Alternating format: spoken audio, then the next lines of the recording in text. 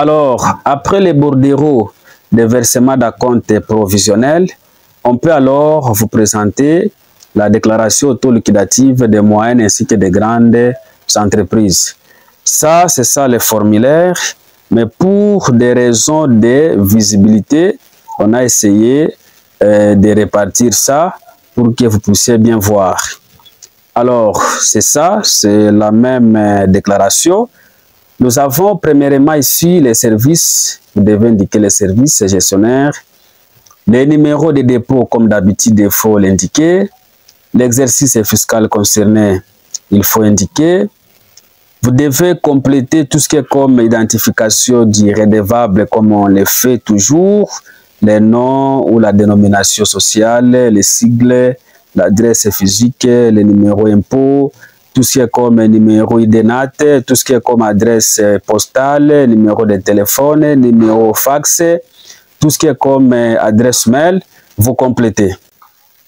Alors, la deuxième partie de cette déclaration auto-liquidative des moyennes ainsi que des grandes entreprises, il s'agit alors d'indiquer les régimes applicables. Okay? Est-ce que l'entreprise est assujettie au régime du droit commun?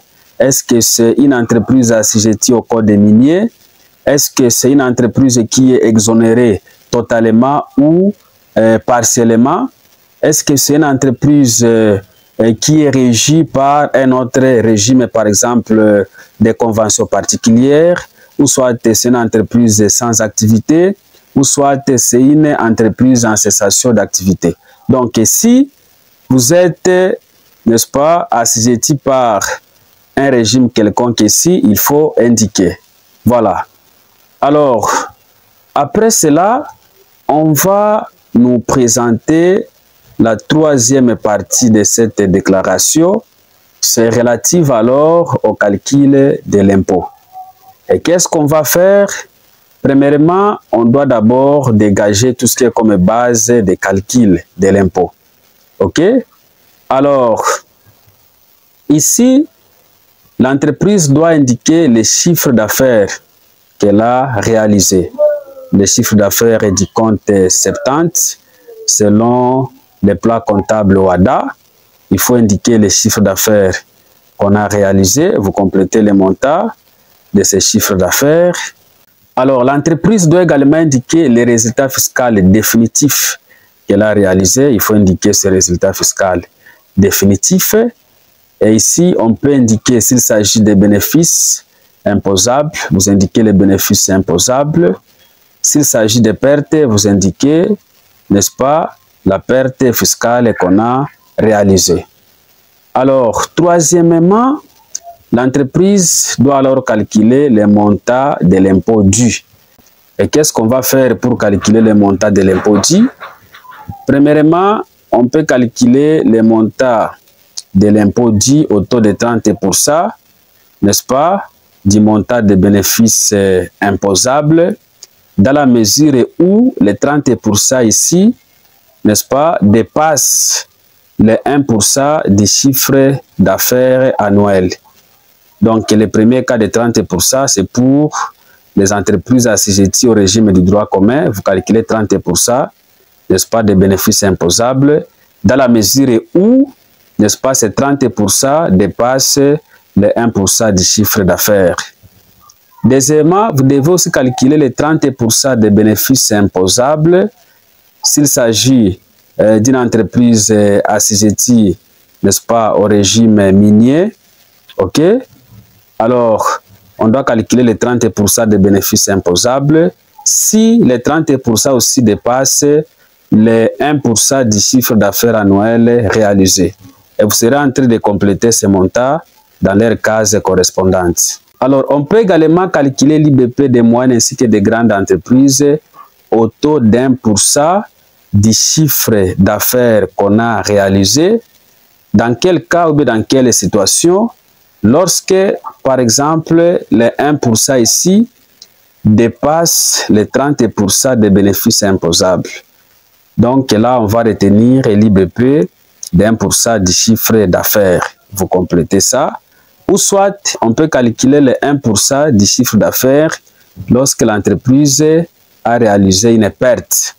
Là aussi, on peut calculer 1% du chiffre d'affaires comme les montants de l'IBP à payer.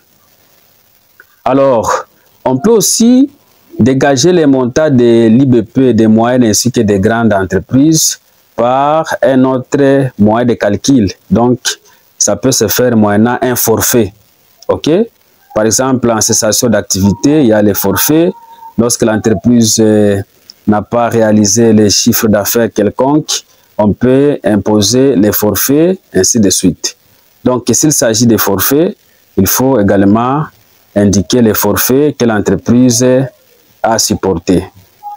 Alors, il y a aussi, n'est-ce pas, des éléments à réduire. Qu'est-ce qu'on doit réduire pour calculer maintenant les vrais montants qu'on doit mettre sur la déclaration comme les montants de l'impôt à payer? On doit réduire la sommation de ces 3 acomptes provisionnels.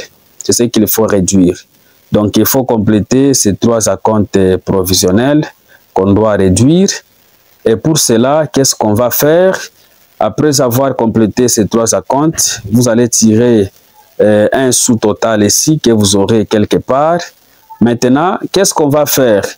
Il faut alors réduire ces 3 acomptes. Ou bien, on doit alors réduire les sous-totales ici de ces 3 acomptes. Qu'est-ce qu'on va faire sur ces points? Pour trouver alors les soldes à payer en matière d'IBP, on va tout simplement prendre les montants de l'impôt dû qu'on a calculé à travers ces différentes situations. OK? Les montants de l'IBP qu'on a calculé, moins les sous-totales ici des acomptes, moins les sous-totales des acomptes qu'on aura ici. Là, on aura, n'est-ce pas, les soldes de l'IBP à payer. Cela peut arriver, c'est lorsque, n'est-ce pas, l'IBP ou bien les montants de l'impôt dû est supérieur aux acomptes ou bien à la sommation des acomptes. Là, on peut dégager les soldes à payer. Mais également, on peut avoir les cas de trop perçus. Les cas de trop perçus peut arriver, c'est lorsque la sommation des acomptes est supérieure au montant de l'impôt dû. Si cela est le cas, cela veut dire qu'il y aura un trop perçu, c'est-à-dire l'entreprise a payé beaucoup d'impôts. Et ceci génère ce que nous appelons le crédit d'impôt. Et ce crédit d'impôt, comment est-ce qu'on peut le gérer? Ça peut servir tout simplement au paiement des autres droits ou au paiement des autres prélèvements. On peut faire des compensations sur le plan fiscal jusqu'à ce qu'on va épuiser, n'est-ce pas, les trop perçus ou bien les crédits d'impôt. Alors, on peut également indiquer les modes de paiement. Ça peut être soit en espèces, soit moyennant l'avis de certification, soit moyennant les chèques certifiés, soit moyennant les virements. OK? Ces 3 modes ici, c'est lorsqu'il y a les soldes à payer, évidemment. Mais si il s'agit d'un cas de trop perçu ou un cas de crédit d'impôt, il faut indiquer les cas de crédit impôt. Alors, vous pouvez également indiquer les montants concernés ici en bas, donc au niveau de cette ligne ici. Alors, on peut mettre aussi les liens ainsi que la date, vous complétez, de la déclaration en question. Vous devez aussi mettre les sceaux de l'entreprise. Vous devez mettre les noms et la qualité du signataire. Il faut également mettre la signature à cet endroit ici. La partie ici qui reste, donc la 5e partie, c'est une partie réservée à l'administration fiscale concernée. Alors, un autre élément qu'on peut vous indiquer, c'est tout simplement la date, n'est-ce pas, du dépôt de cette déclaration auto-liquidative des moyennes entreprises ainsi que des grandes entreprises. La date du dépôt de la déclaration, c'est au plus tard le 30 avril de l'année N+1. Voilà. Alors, nous pouvons tout simplement vous remercier de nous avoir suivis du début jusqu'à la fin de cette présentation. Pour le reste, n'oubliez pas, n'est-ce pas, de nous faire signe une fois que vous êtes intéressé à approfondir votre connaissance fiscale avec nous et nous pouvons vous accompagner d'une manière aisée. Merci et à très bientôt.